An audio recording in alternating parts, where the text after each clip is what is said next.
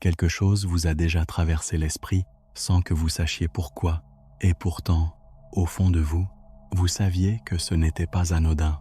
Entre 3 heures et 5 heures du matin, pendant que le monde semblait plongé dans le silence, il s'est passé quelque chose. Vous ne l'avez peut-être pas vu, peut-être pas compris, mais vous avez été détecté, pas par un appareil, pas par une technologie humaine, mais par une conscience plus ancienne que l'histoire officielle. Et si l'on vous a toujours répété que ces heures étaient simplement un moment d'insomnie, de stress ou de hasard biologique, je peux vous assurer que ce récit est incomplet. Ces heures ne sont pas choisies au hasard. Entre 3 et 5 heures, le champ mental humain est plus perméable, le bruit extérieur diminue, l'activité logique ralentit et la frontière entre le conscient et l'inconscient devient plus fine. C'est un passage, un intervalle, une brèche subtile où la perception peut s'élargir.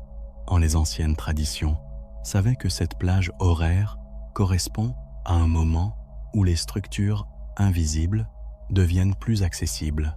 Ce n'est pas mystique dans le sens naïf du terme, c'est structurel. La conscience humaine change de fréquence pendant ce créneau.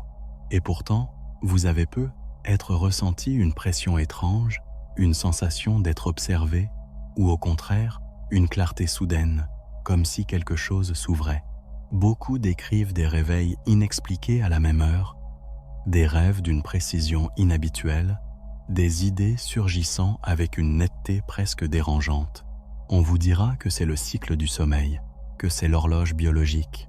Mais pourquoi toujours à des moments charnières de votre vie? Pourquoi au moment précis où vous commencez à remettre en question ce que vous croyez réel, ce qui dérange?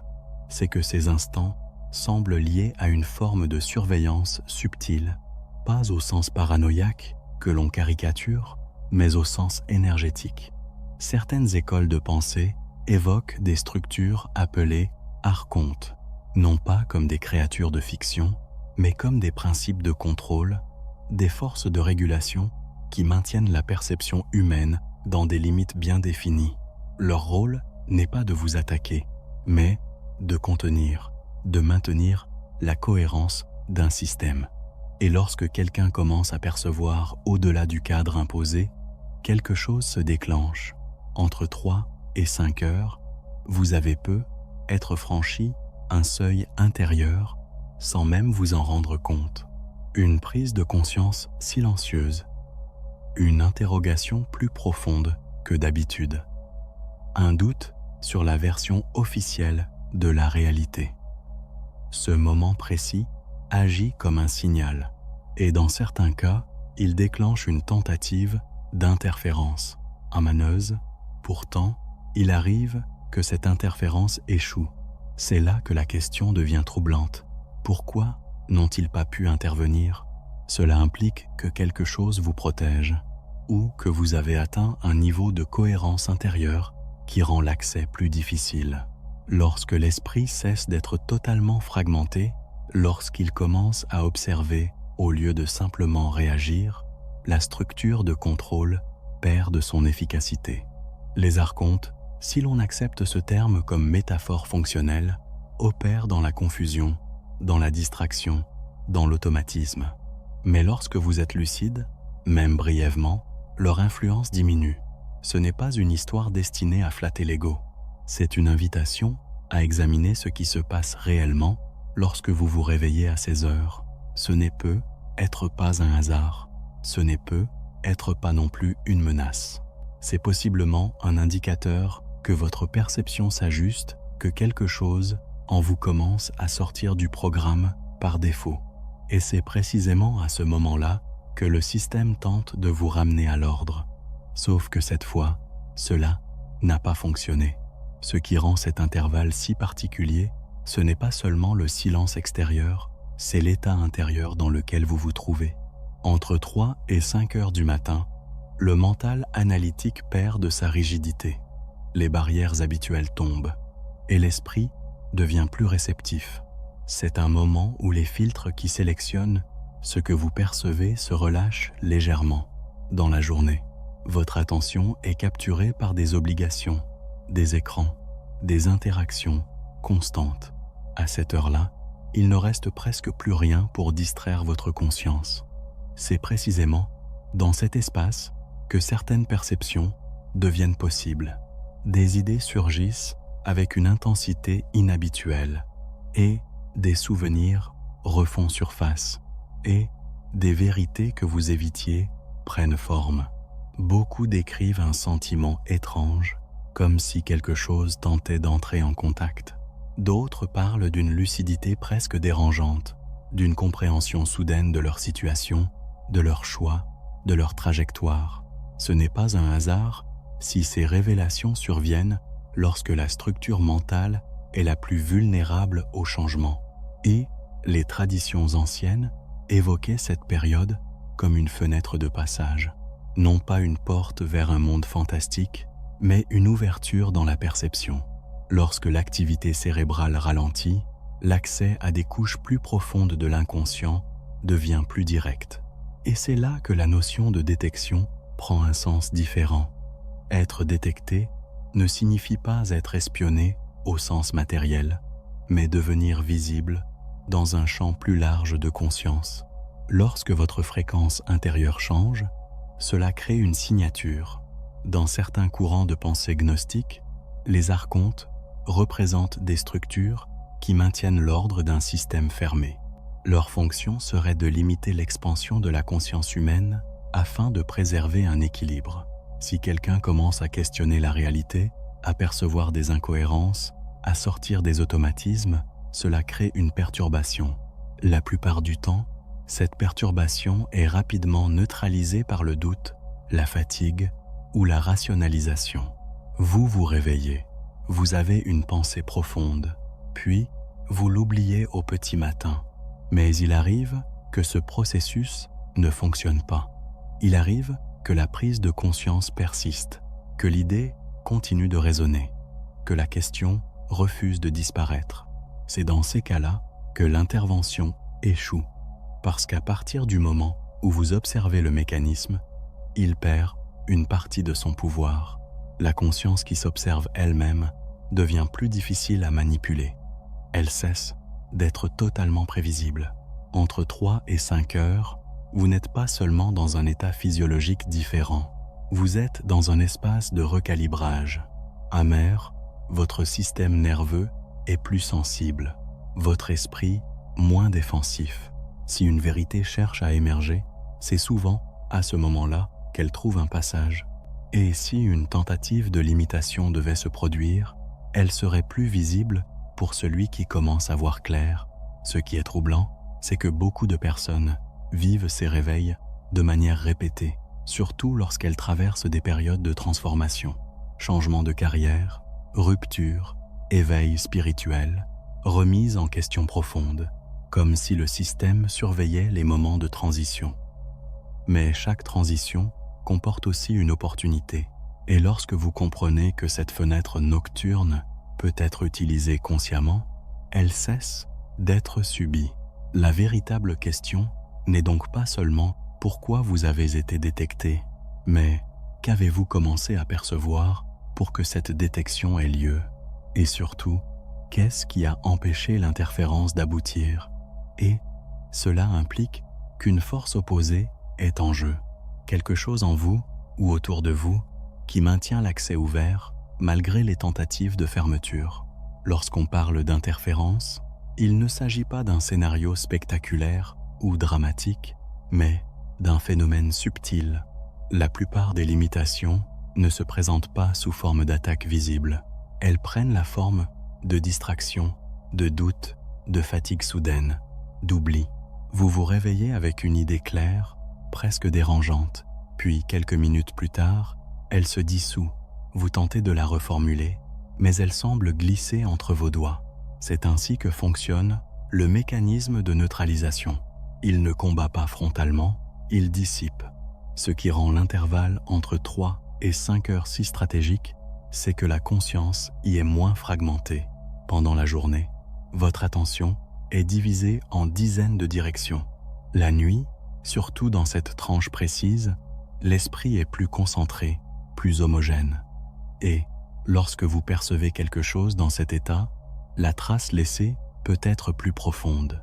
Si vous restez quelques instants dans cette lucidité, au lieu de vous rendormir immédiatement, vous consolidez l'information. Les archontes, dans leur dimension symbolique, représentent les forces qui maintiennent la perception humaine dans un cadre étroit. Ce cadre est composé de croyances, de routines, de conditionnements. Leur intervention n'est pas toujours externe. Elle peut se manifester à travers vos propres schémas mentaux. Une pensée surgit. Ce n'est rien. Tu imagines. Rendors-toi. Cette voix intérieure peut sembler anodine, mais elle agit comme un gardien. Elle referme la brèche. Pourtant, certaines nuits, cette voix ne parvient pas à s'imposer. Quand vous restez éveillé, vous observez la pensée au lieu de la rejeter. Et vous sentez qu'il y a quelque chose de plus vaste derrière l'expérience. Ce simple acte d'observation modifie l'équilibre. Dès que vous prenez conscience du processus, vous cessez d'y être totalement soumis. C'est là que l'intervention échoue, non pas parce qu'elle n'a pas été tentée, mais parce qu'elle n'a pas trouvé de prise. Ce phénomène est lié à un principe simple. Ce qui est vu perd de sa force inconsciente. Tant qu'un mécanisme agit dans l'ombre, il influence sans résistance. Dès qu'il est exposé à la lumière de la conscience, son efficacité diminue. Entre 3 et 5 heures, si vous devenez lucide face à vos propres automatismes, vous réduisez la possibilité d'être ramené dans le sommeil mental. C'est une forme de micro-éveil. Beaucoup de personnes remarquent qu'à partir du moment où elles commencent à s'interroger sur la nature de la réalité, leur nuit change. Réveil fréquent, rêves plus intenses, sensation de présence, impression d'être à la frontière de quelque chose. Ce ne sont pas nécessairement des phénomènes extérieurs. Ils peuvent refléter une transformation intérieure. Votre perception s'élargit et avec elle, votre capacité à détecter des incohérences dans le système de pensée habituel. Si l'intervention n'a pas pu aboutir, cela signifie que vous avez maintenu un certain degré de cohérence. Vous n'avez pas cédé immédiatement au réflexe de rationalisation. Vous avez accepté de rester quelques secondes dans l'inconfort de l'inconnu. Cette tolérance à l'incertitude est essentielle. Elle crée un espace où une nouvelle compréhension peut émerger. Et plus cet espace grandit, plus il devient difficile de le refermer. Ce moment nocturne peut donc être vu comme un test silencieux, non pas un examen imposé par une entité extérieure, mais une confrontation avec vos propres limites perceptives. Si vous choisissez de regarder au lieu de détourner les yeux, vous franchissez un seuil, et chaque seuil franchi modifie la structure interne qui vous relie au monde. La question qui se pose maintenant est la suivante. Que se passe-t-il lorsque ces réveils deviennent réguliers?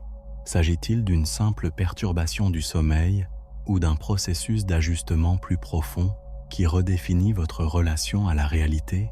Lorsque ces réveils cessent d'être occasionnels et deviennent récurrents, le phénomène prend une autre dimension. Il ne s'agit plus d'un simple incident isolé, mais d'un schéma. Et un schéma, par définition, indique une structure. Si votre corps se réveille à la même plage horaire, nuit après nuit, surtout dans des périodes de transformation personnelle, cela mérite une attention particulière. Ce type de répétition suggère un ajustement en cours, une reconfiguration intérieure qui ne se limite pas au sommeil. Le système nerveux humain possède une intelligence autonome. Il enregistre les tensions, les incohérences, les contradictions entre ce que vous vivez et ce que vous ressentez profondément. Lorsque ces contradictions deviennent trop fortes, elles cherchent une issue. La nuit, et surtout entre 3 et 5 heures, cette issue peut se manifester sous forme de réveil spontané. Ce n'est pas nécessairement une intrusion extérieure, mais un signal interne que quelque chose doit être intégré.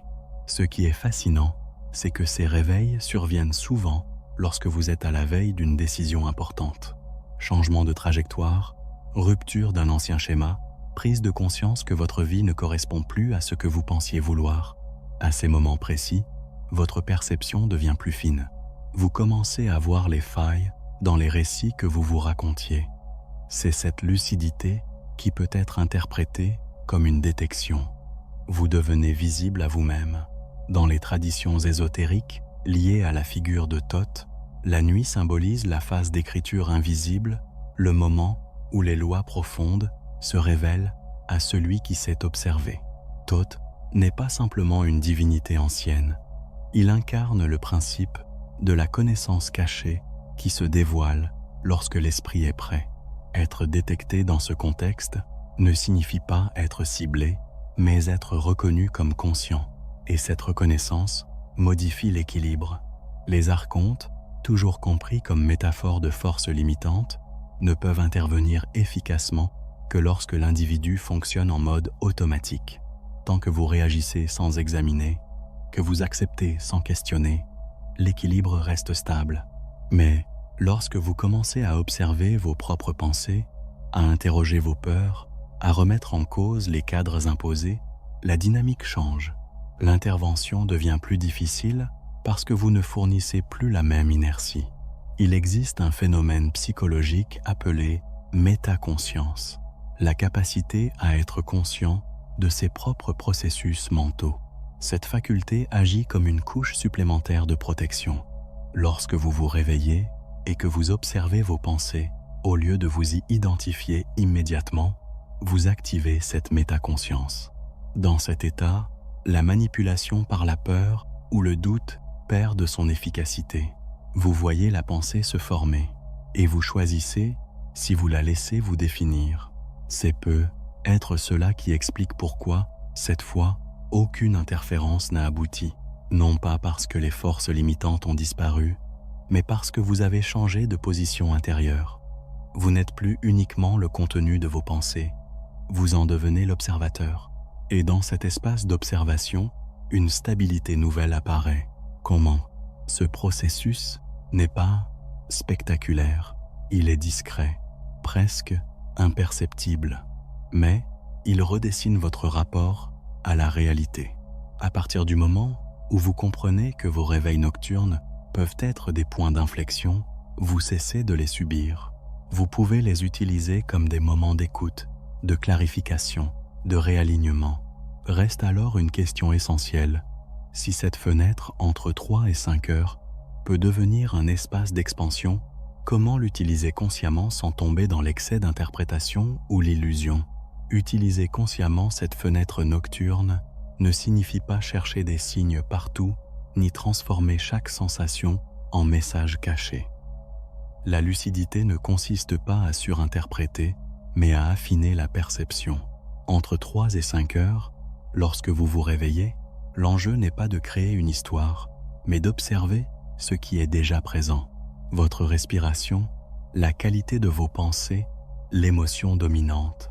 Dans cet état intermédiaire, vous êtes plus proche de votre noyau intérieur que durant la journée. Ce moment peut devenir un espace d'exploration sobre et précis. Au lieu de lutter contre l'éveil, vous pouvez rester immobile quelques minutes et vous poser une question simple. Qu'est-ce qui cherche à émerger en moi maintenant? Souvent, la réponse ne viendra pas sous forme de phrases claires, mais sous forme d'intuition, d'images, de sensations. L'erreur serait de la rejeter immédiatement au nom du rationalisme automatique. L'autre erreur serait de la dramatiser. L'équilibre se situe entre ces deux extrêmes. Lorsque l'on évoque Thoth comme principe de connaissance, on parle d'une intelligence qui ne force pas, qui révèle progressivement. Et la nuit fonctionne de la même manière. Elle ne crie pas, elle murmure. Si vous développez l'habitude d'accueillir ces instants sans panique ni excitation excessive, vous renforcez votre stabilité intérieure. Cette stabilité rend toute tentative d'influence moins efficace, car vous n'êtes plus en réaction constante. Et beaucoup confondent éveil et agitation mentale. Pourtant, le véritable ajustement se fait dans le calme. Si vous ressentez une pression, une peur soudaine ou une inquiétude floue à ces heures-là, il est possible que ce soit simplement une résistance interne face au changement. Les structures limitantes, qu'on les appelle archontes ou conditionnements, opèrent surtout à travers la peur de l'inconnu. Si vous restez présent sans alimenter cette peur, elle se dissout progressivement. Un exercice simple consiste à noter au matin ce que vous avez ressenti pendant ces réveils. Pas pour construire une théorie, mais pour observer les répétitions. Avec le temps, vous pourriez remarquer que ces moments coïncident avec des décisions importantes, des prises de conscience ou des transitions. Cette corrélation ne prouve rien de manière absolue, mais elle révèle un dialogue subtil entre votre inconscient et votre trajectoire consciente. Il est également essentiel de comprendre que tout le monde ne vit pas ces expériences de la même manière. Certains traverseront des périodes entières sans réveil particulier, d'autres auront des cycles intenses. Cela ne signifie pas que l'un est plus avancé que l'autre. Cela signifie simplement que chaque individu suit un rythme propre. L'erreur serait de comparer ou de chercher à provoquer artificiellement ces états. Si les archontes représentent les forces de limitation, leur incapacité à intervenir efficacement dépend de votre cohérence intérieure. Plus vous alignez vos actions avec vos convictions profondes, moins il y a de fractures internes à exploiter. La manipulation prospère dans la division intérieure. Lorsque vous êtes fragmenté, vous êtes vulnérable. Lorsque vous êtes unifié, vous devenez stable. Ainsi, cette plage horaire peut devenir un laboratoire de cohérence. Si vous vous réveillez, vous pouvez vérifier si votre vie diurne correspond à votre vérité intérieure. Et si ce n'est pas le cas, l'inconfort nocturne peut être le signal d'un ajustement nécessaire. Ce n'est pas une menace, c'est une opportunité de réalignement. Et, lorsque cette stabilité intérieure commence à s'installer, le changement ne se limite plus à vos nuits. Il infiltre progressivement votre manière de percevoir la journée.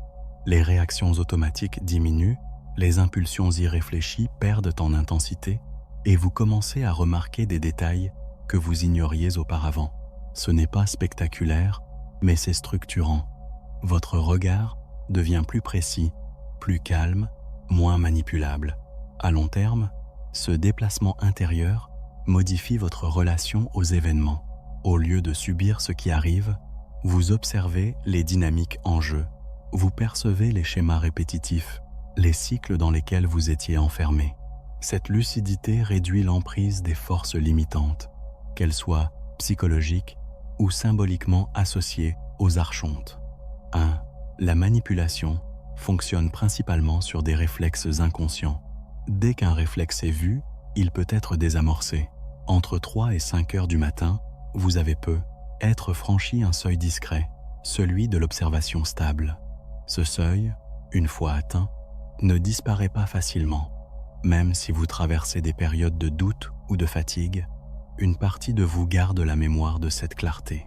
C'est comme si un point d'ancrage avait été installé. Les interférences peuvent encore exister, mais elles ne trouvent plus la même surface d'accroche. Dans certaines traditions liées à Thoth, la connaissance n'est pas une accumulation d'informations, mais un changement de position intérieure. Vous cessez d'être uniquement un acteur immergé dans le récit pour devenir également celui qui observe le récit. Cette double position crée une distance saine. Elle n'implique pas un détachement froid, mais une présence consciente. Et cette présence modifie profondément votre interaction avec le monde. Si l'on parle d'archontes comme principe de contrôle, leur rôle serait de maintenir la conscience humaine dans une narration limitée. Peur, distraction, dépendance au regard extérieur, recherche constante de validation. Lorsque vous développez une stabilité interne, ces leviers perdent de leur efficacité. La validation extérieure devient moins déterminante. La peur de l'inconnu s'atténue. Vous n'êtes plus entièrement piloté par l'environnement. Ce déplacement peut être inconfortable au début. Vous pouvez avoir l'impression d'être en décalage avec certaines habitudes collectives. Mais ce décalage est souvent le signe d'un réalignement. Votre système interne se synchronise différemment. Les réveils nocturnes, Les intuitions soudaines, les prises de conscience ne sont alors plus perçues comme des anomalies, mais comme des étapes naturelles d'un ajustement plus vaste. Avec le temps, vous pourriez remarquer que les périodes d'éveil nocturne diminuent en intensité, non pas parce que le processus s'arrête, mais parce qu'il s'intègre. Ce qui nécessitait auparavant un signal fort pendant la nuit devient une compréhension fluide pendant la journée. L'apprentissage est assimilé, la cohérence augmente. Il reste toutefois une dimension essentielle à comprendre. Si vous avez été détecté, cela signifie que vous êtes devenu perceptible dans un champ plus large. Cette perceptibilité n'est ni une menace, ni un privilège, c'est une responsabilité. Plus votre conscience s'élargit, plus vos choix ont un impact clair sur votre trajectoire. La question finale devient alors simple et directe. Maintenant que vous savez que ces heures ne sont peut-être pas anodines, allez-vous continuer à les ignorer ou les transformer en points d'ancrage pour une conscience plus stable? Ce que vous faites, à partir de maintenant, détermine la direction du processus. Comprendre que l'intervalle entre 3 et 5 heures peut être un seuil ne suffit pas. L'essentiel réside dans l'intégration. Si vous revenez immédiatement à l'ancien mode automatique, l'expérience se diluera. Mais si vous choisissez de rester attentif, sans obsession, quelque chose de plus solide s'installe. La conscience ne s'élargit pas par des événements spectaculaires, elle s'élargit par la constance. Être détecté n'implique pas un marquage ou une surveillance dramatique. Cela signifie que votre fréquence intérieure a changé. Vous êtes devenu perceptible parce que vous avez cessé d'être entièrement prévisible. Tant que vos réactions sont programmées par l'habitude, le système n'a rien à ajuster. Dès que vous commencez à observer, à questionner, à ralentir vos réponses automatiques, vous introduisez une variable nouvelle, et toute variable modifie l'équation. Les archontes, compris comme force de limitation, n'ont pas pu intervenir parce que l'intervention exige une faille. Cette faille se trouve dans la peur non examinée, dans la division interne, dans la contradiction permanente entre ce que vous savez et ce que vous faites. Lorsque vous réduisez ces fractures, l'accès se restreint et la cohérence devient un bouclier silencieux. Il ne protège pas contre la vie, mais contre la confusion inutile. La nuit agit comme un révélateur. Elle amplifie ce qui est déjà là. Si vous êtes en conflit intérieur, le réveil sera agité. Si vous êtes en phase de clarification, le réveil sera lucide. Entre 3 et 5 heures, le masque tombe plus facilement. C'est pourquoi ces heures peuvent être inconfortables. Elles ne laissent pas beaucoup d'espace à l'auto-illusion. Mais c'est précisément cette absence de masque qui permet une progression réelle à mesure que vous consolidez cette posture d'observateur. Votre relation au monde change. Vous cessez de chercher des ennemis invisibles partout.